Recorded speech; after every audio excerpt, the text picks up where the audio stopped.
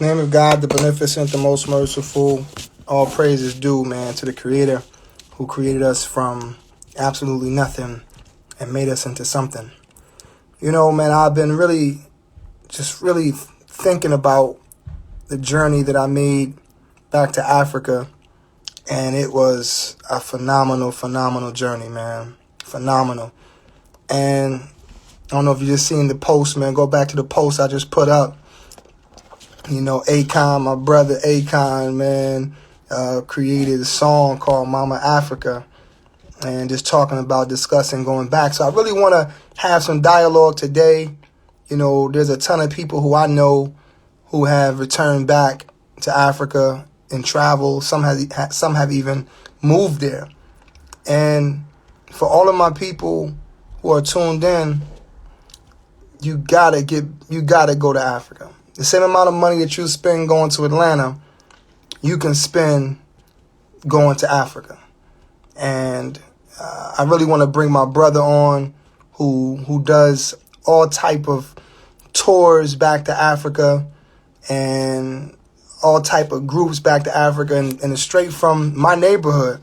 And I was telling him the other day, I'm like, yo, man, if people knew I was driving down Superior, I'm driving down Superior, and I'm like, yo, man, just the greatness of this brother, man, and where he's been, they would without a doubt, you know, just take the time to talk to him, man, and get some good advice from him. I'm gonna just call him Mr. International, man, because the fact is that if you just pay attention to his lives and just see the work that he's doing and where he's traveling to, you can't help but to just be inspired and be motivated.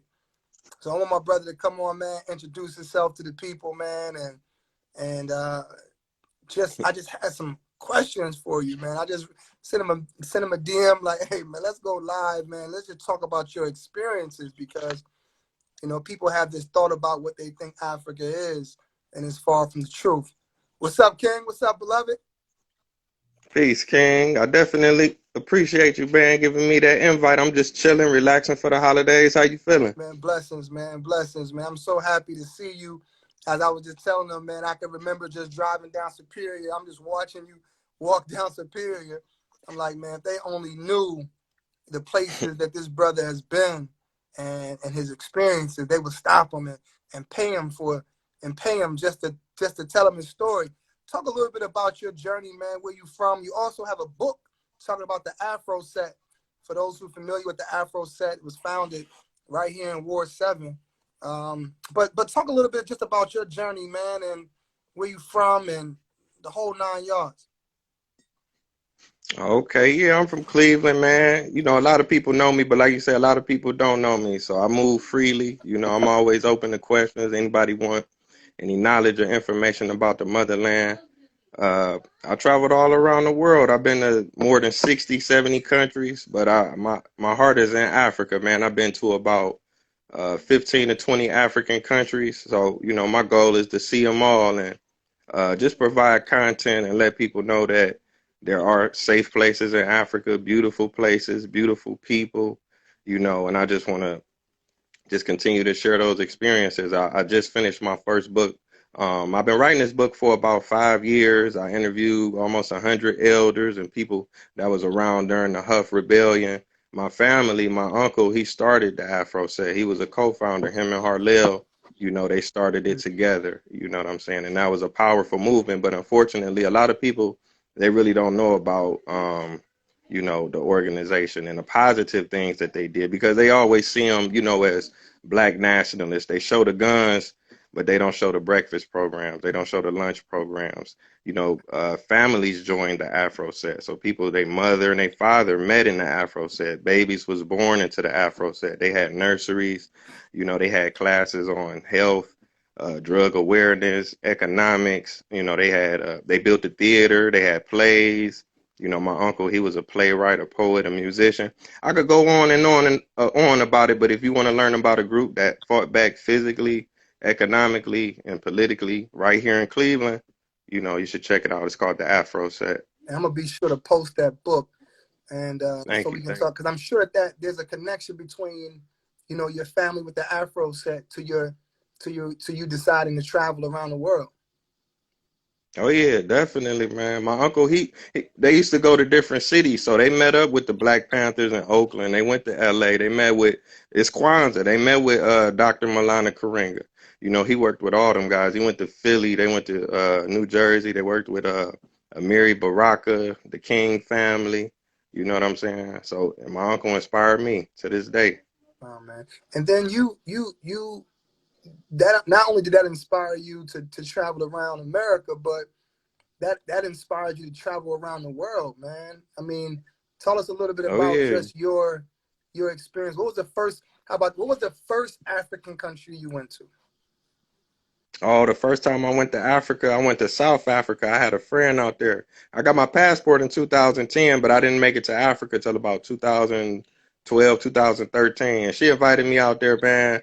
I was blown away because back then it wasn't as much accessible content to find. So every time you look up South Africa, it was something Hold on, negative. hold on, hold on, hold It was on. some, You got your passport in 2010. You mean to tell me you visited this many countries in just 10 years, brother?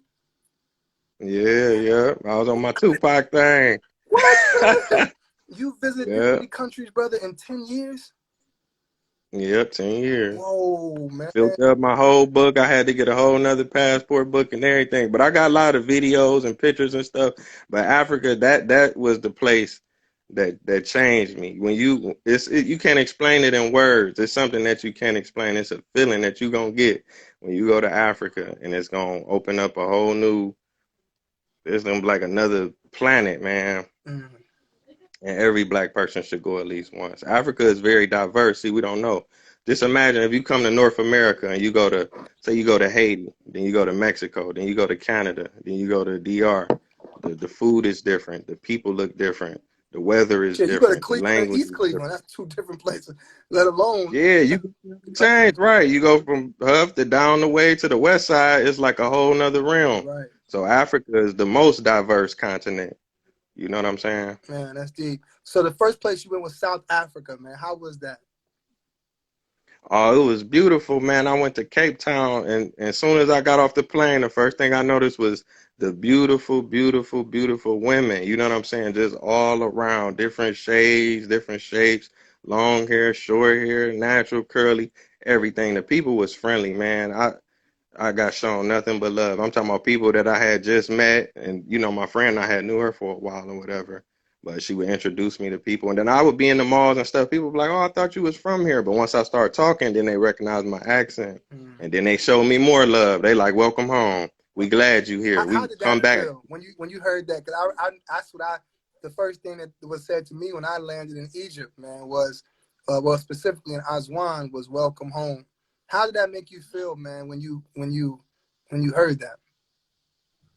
I felt good, but then I kind of felt silly. Like, man, they got us mentally.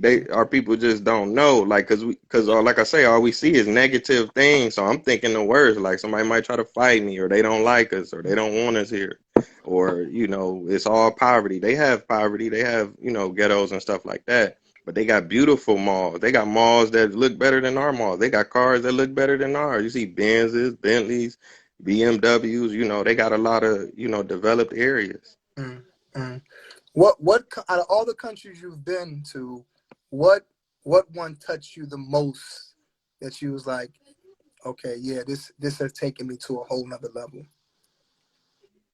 I don't know, man. That's hard because, like, I look at Africa as a whole. I love them all differently. You know what I'm saying?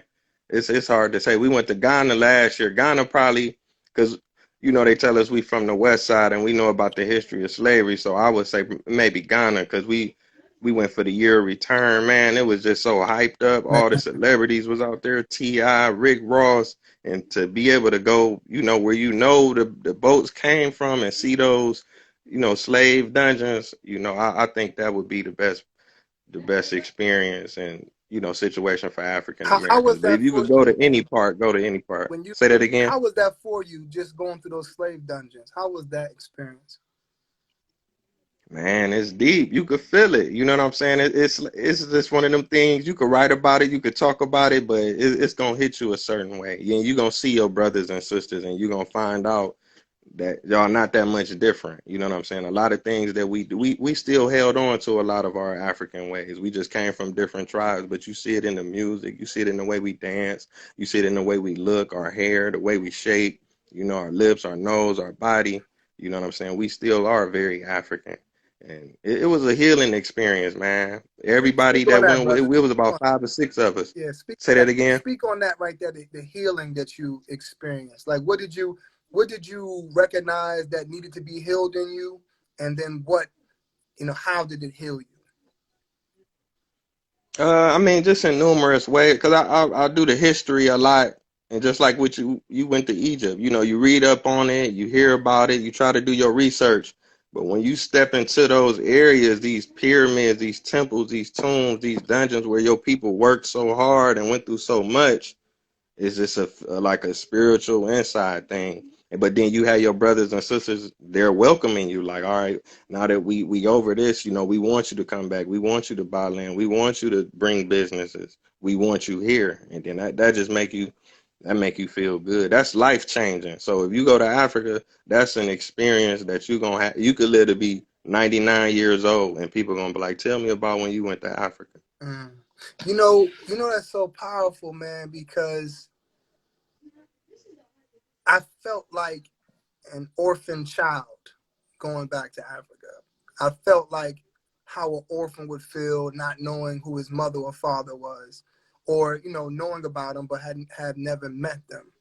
And then when I got there, I felt like a reconnection. And then for the people there to say, welcome home, and mean it genuinely, not like welcome home and, hey, give me a couple of them US dollars, but like Right, welcome home right. and really mean it. Like I was trying to give some money away. They was hosting me for dinner in certain places, and they was offended when I went in my pocket. I know you know that feeling, man. Yeah. Yeah, cause it's African brothers and sisters that have never asked me for nothing. Like I say, some of them they got nicer houses than I got, and they welcoming me, and they wouldn't ask me for nothing. They are offered. They'd send me money or try to get me together. You know what I'm Mm. saying? But like you say, you get a feeling. You realize how much you lost culturally, and just all the way around. Like man, you know what I'm saying? Our people went through so much, and you only can put it in words so much, you know what I'm saying? But I was happy to see you out there, man. Africa, I'm like, man, he made it. You know what I'm saying? You gonna come back 10 times stronger. Man, beloved, I was like, you know what I mean? I'm feet in the Nile River, man, and I'm like, this the birthplace of civilization right here, and like you just said, it's things that you can say in words. And please put your Instagram handle. People are asking, they want to follow you, Okay. and we want to be able to get that book too. But just to put my Okay. feet in the Nile River, man, and walk through those temples, my body was shaking, man. It was shaking, just reading the hieroglyphics or the metal nature, you understand? Reading it, not knowing what it's saying, but just knowing that it resonates with my soul, And I was Yeah. talking to one of my spiritual teachers, and I was talking to him about not being able to understand what I'm reading. And he said, your soul understands it, and it will manifest when you need it to manifest. And that Exactly. John rocked me, man. I'm like, yeah, you know what I mean? Like, Like our Yeah. ancestors was tapped into some serious spirituality, spiritual lessons and secrets that we have not been, not that we have methodically have been removed from. And when I came back though, beloved, when I came back, I'm looking at all the buildings. I'm like, yo, this is right in, man, none of this stuff is original, man. So the worst part about it, Right. one of the worst parts about America is not that they, are not original, but that they told us that they taught us that they were. That's the problem. Yeah. You know what I mean? They jacked everything, man, from the obelisks to the pyramids to the government, the laws, you know what Mhm. I'm saying? All of that stuff. We been did that stuff. The Mount Rushmore, we was doing that 4,000 years ago. That's cold, man. But I was happy to see you, man. You was glowing and everything, and you just let everybody into your experience. I'm glad you did that, man, because you got a platform. You could reach so many people and, just inspire them to do so much, man. I really appreciate No, that. but you inspired me, and that's why I wanted to, I know a lot of people are already familiar with you, but I wanted some more people to be familiar because you are ahead of us here in I don't know nobody in Cleveland that's doing it like you, as far as just traveling the way that you travel. And I just really wanted to, the wave right now, man, is really reconnecting back to Africa. I mean, you find it like you talked about. You finding the, athletes and entertainers, and you finding all these people that are making that move. And I think a lot of people want to do it, but they just don't know what steps to take. And that's why for everybody tuned in, that's why I reached out, because what we're going to be looking to do is planning a trip to Ghana, God willing, in October of 2021. Led by our beloved brother. And a lot of you have been reaching out and wanting to get back. And we want to be able to assist you in that spiritual awakening. What advice do you have for people who are interested in going back? They just don't know where to begin. Well, I say nowadays it's a little bit more content and focus on Africa. So you just do your research. You know what I'm saying? That's the best you can do. You always do your research, and you'll find, there are statistics and things like the United Nations. They do a global peaceful index, and every year they rank each country in crime rate, violent crime, gun violence, and you will see that it's at least 25 African countries that are far safer than the United States. And you can look these things up statistically. The U.S. Department of State of Travel, they keep a log. Every American that dies abroad, they write it down, and then you could go and see some of these African countries, and you'd be like, wow, thousands of Americans have visited these countries safely and returned home. Because I know fear is the biggest factor. That was one of my biggest things, was the fear. And they rank each country, on levels of terrorism and violence and things like that. A lot of African countries are very peaceful. They don't even allow people to buy guns and carry guns. Some countries, all of the police don't even carry guns. You know what I'm saying? So, Yeah. and Ghana is one of the safest countries in Africa. Ghana is 3-4 times safer than the United States, but that's not including, say, like a city like Detroit or Chicago or Cleveland that's, above the crime average. You know what I'm saying? So. And, I used to think that poverty was the factor of crime. But as you traveled to these places, you found places that was, of course, more wealthier, but you also experienced places that's experiencing poverty, but not necessarily experiencing crime. Can you talk a little bit about that? Right. Yeah. I think the thing is, like in Africa, is more togetherness and more sharing. Like if I'm with my African friends and this person, he got a bag of chips, a 25-cent bag of chips, and it's 3 or 4 people, he'll pass it around. And I had to learn that. Like, I'm in Cleveland. If I buy my own 25-cent bag of chips, that's for me. Or if I may offer to one person, but they do that all day. It's a bottle of water, 16 ounces. They gonna pass it around. Like, you want some? You want some? Somebody walking down the street, or if they need something, they're more giving, and they still have the tribal and cultural, what I'm saying, aspects where we more individualized. So it's like, I got to get mines. I have to do this. They more In family the oriented. European perspective, for sure. Everything. Yeah, your aunts and uncles is like your parents too. You know what I'm saying? Yeah, that's true. I So I mean, think you that's have. I remember one brother I was speaking to. He said in their language they don't have a name for nephew and niece. It's only sons and daughters. So every your niece and nephew is your son and daughter. We call it niece and nephew. But that's the European perspective. Every man for theyself. You know what I mean? The best man wins. You know what I mean? All these type of these cultural perspectives that we've gotten for this country, but we come from a place where it takes a village. You know what I'm saying? Yeah, definitely. And that's the difference in the mindset. So you found that poverty don't necessarily means crime because there's a feeling of we're all together.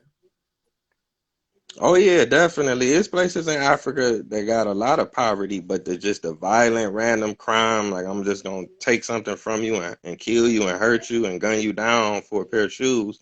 It's just not like that. And like I say, these are things you can look up now. You know what I'm saying? So, you That's know, deep, man. that's definitely true. Some of the most peaceful places have a lot of poverty, but it's the mentality. Ooh, right. That's the reality. And if I didn't go there, I wouldn't even know what you're talking about. But I was in places where people was living in horse barns, man, and Yeah. we was there, and we like, listen, we gonna give you the resources you need to move. They like, nah, we don't Hmm. want to move. We here with family, like, help us here, help us, give us money to help us build our business or whatever. But we don't want to leave here. And matter of fact, they invited us over for dinner.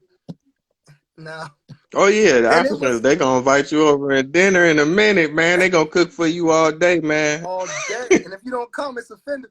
And listen, and I'm gonna be real Yeah. with you. Initially, I was like, man, listen, man, this is right next to a horse stable. Man, ain't no way I'm about to sit here and eat. Man, when I went in there and ate, I swear to the one that created us both, it was some of the best food I ever ate in my life, man. Oh yeah, some of the best. I'm telling you, you hear chickens and cows mooing around you, but it's gonna be fresh though. Ain't Right? no antibiotics and steroids. You know what I'm saying? You know what you working with. Right. Listen, I ate KFC, right? Man, listen, this was the best KFC. I ate 3 days in a row. It was the best KFC I ever ate in my life. I could Oh, tell you you the ate it in difference. Egypt? Yeah, I had it in Egypt, man. Yeah, no, I had it out there. It tastes a little better because Man, they ain't had a real chicken. this joint is You fresh, ate man. some real KFC. Right. Yeah, I feel you. I was talking to some people about how, you know, I was thinking about that what's the name? I love you too, beloved. I love you too. I was thinking about watching the Gucci and Jeezy battle, and Gucci made a statement. I got this outfit, $10,000, and many of us, we live in this country where we are more focused on material, and a lot of people, Exactly. man, say, hey, your money will go a lot further in Africa than it would here in America. In Egypt, $1 is 16 Egyptian pounds. You know, Yeah. in Ghana, one is five, and in other places, so on and so on. And I was just talking to Dr. Qual Whitaker yesterday. After I spoke to you, I reached out to Qual Whitaker, and I said, Okay. Qual Whitaker, what's the cost for like beachfront property in Ghana? Like beachfront property. We want to buy land and build. What's the cost? He says between $15,000 and $25,000. You buy the lot, and maybe another 100,000, 150,000. You build whatever type of house you want to build. I'm thinking like, shit. In Miami, beachfront property, you talking about millions of dollars, man. Right. Right? Forget about it. Forget You about it. right, man. Right.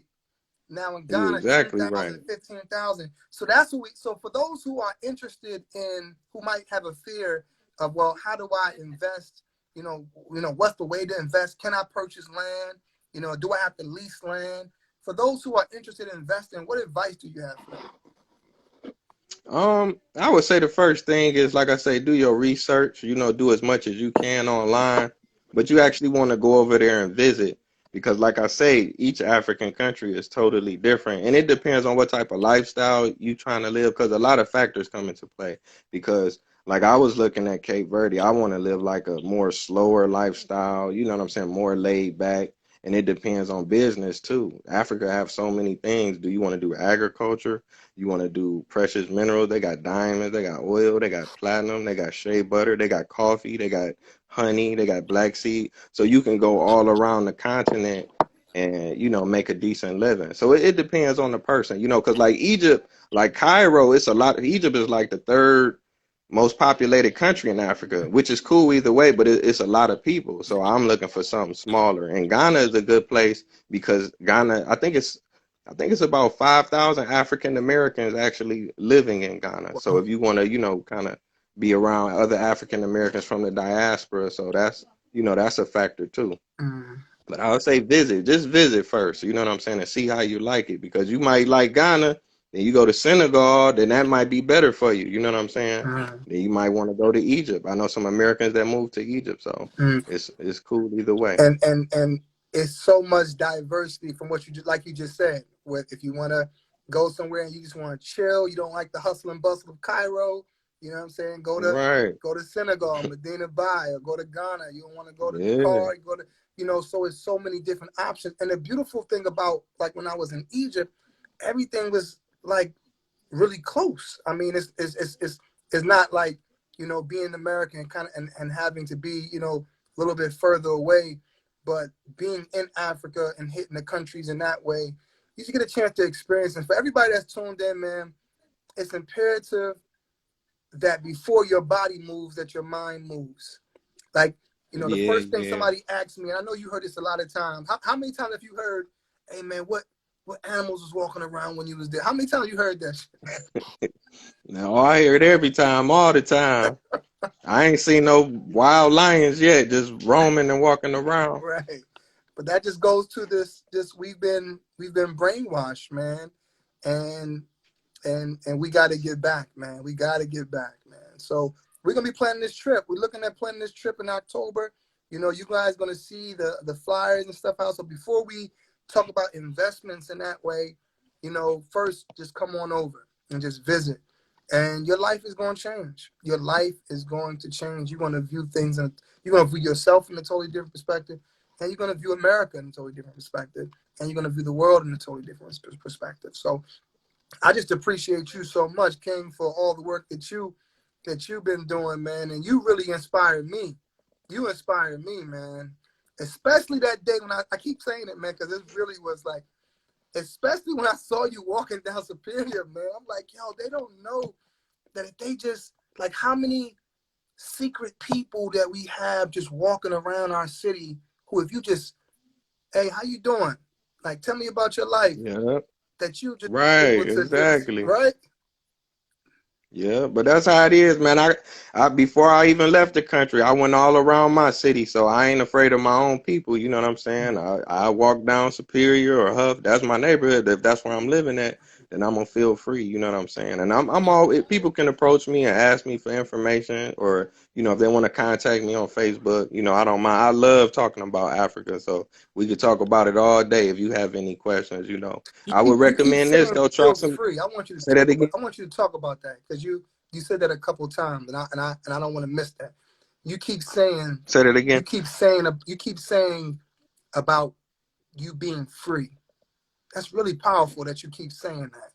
What's making you say that wherever you are, you feel free? I mean, you know, I just feel I guess it's more so the way you carry yourself. I feel like, you know, I'm a good person. I'm not looking for no trouble.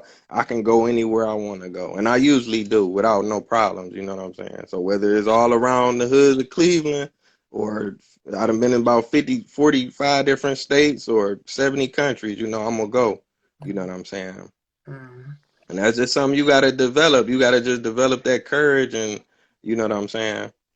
But it started in Cleveland for sure. It's powerful, man. May God bless your ancestors, man. May God bless your uncle and all those righteous men and women who came before you that produced you, bro. Likewise, King, I want to shout you out, man. You be on the front lines, man. I be seeing you. You be on Superior. You be on 79th. You break the tents out. You giving out roses on Mother's Day. You doing all type of stuff, man.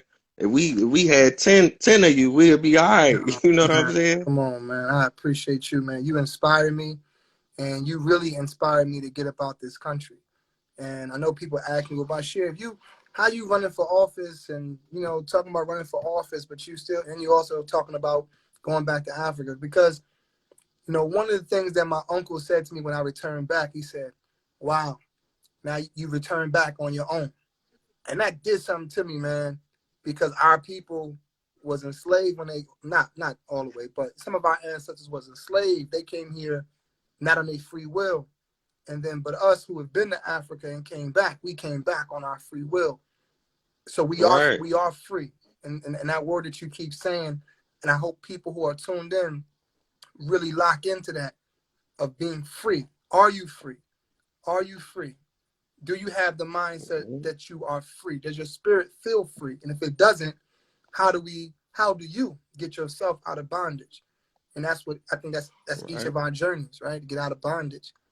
Yeah. But like they say, it's like in Ghana, they tell you it's a word Sankofa. You reaching back. It's like what Harriet Tubman did or what Garvey and Malcolm was trying to do. We not just gonna go to Africa and burn out and forget about our people. You got to keep coming back. You got to bring 2 or 3, bring 4 or 5, and drop some knowledge or bring this or that and create a bridge and a network. So if we do build it up in Cleveland, we have something to send over there. If we do build it up in Ghana, we have something to send back, or whatever. We trying to take care of everybody. You know what I'm saying? Shout out, man. You're a special spirit, brother. Thank you for joining me today, man. I really appreciate it. I really. And for those who not familiar, man, just at Camp Cleveland. A lot of you, I'm seeing you all are already familiar with my brother, with our brother, and we're planning a big trip. We're gonna be planning to Ghana. If it's something that you're interested in, shoot us a DM. Our goal is to take about 15 to 20 people. Not a real big, but so you have more than enough time to save. Hey, listen, there is nothing that you can put your money towards that will be more impactful for you and future generations than going back to Africa. Some of you, not you, but some of your cousins and them spend $1,000 on a purse, spend $2,000 on some shoes. I'm telling you, a $2,500 trip or $3,000 trip, however much it costs to get back and reconnect to who you are, to get free. Freedom is something that has no cost to it, no amount of dollars to it. So reach out. We're gonna be reaching out to you soon. You're gonna see the flyers and info. Stay tuned. I appreciate you so much, man. I really do. All right, King. Man, blessings, King. Blessings, man. All right. Peace. Peace.